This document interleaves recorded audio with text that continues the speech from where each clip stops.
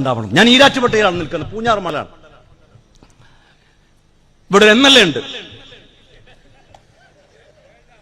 വളരെ കൃത്യമായ നിലപാട് പറയുകയാണ് മുസ്ലിം യൂത്ത് ലീഗ്. ഈ അടുത്ത ദിവസം ശ്രീമതി സോണിയാഗാന്ധിയെ പോയി കണ്ടു എന്നൊരു വാർത്തയും നമ്മൾ കണ്ടു.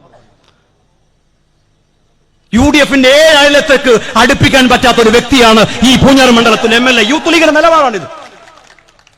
ഒരു രാഷ്ട്രീയ സദാചാരവുമില്ലാത്ത, സ്ത്രീകളെ മുഴുവൻ അസഭ്യം പറഞ്ഞിട്ട്, ഈ നാട്ടിലെ പിന്നോക്കക്കാരെ മുഴുവൻ അധിക്ഷേപിച്ചിട്ട്, കുറച്ചു സമയം കഴിയുമ്പോൾ തോന്നുകയാണ് UDF-ൽ എടുക്കണം. ഇതുപോലെ ഒരു പൊളിറ്റിക്കൽ ജോക്കറിനെ കേരളം വേറെ കണ്ടിട്ടുണ്ടോ? അസഭ്യം പറയുന്നത് ഒരു മേന്മയായിട്ട് കൊണ്ട് നടക്കുക.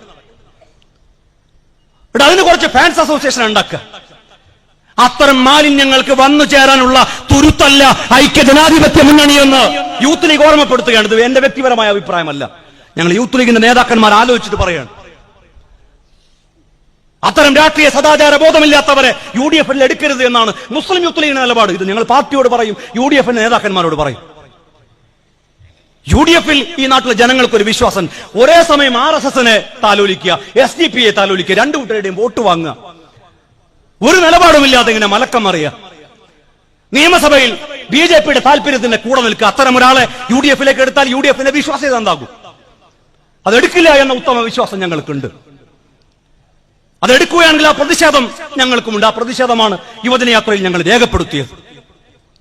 വേറൊരു കൂട്ടരുണ്ട് മതിലുണ്ടാക്കുന്നത്.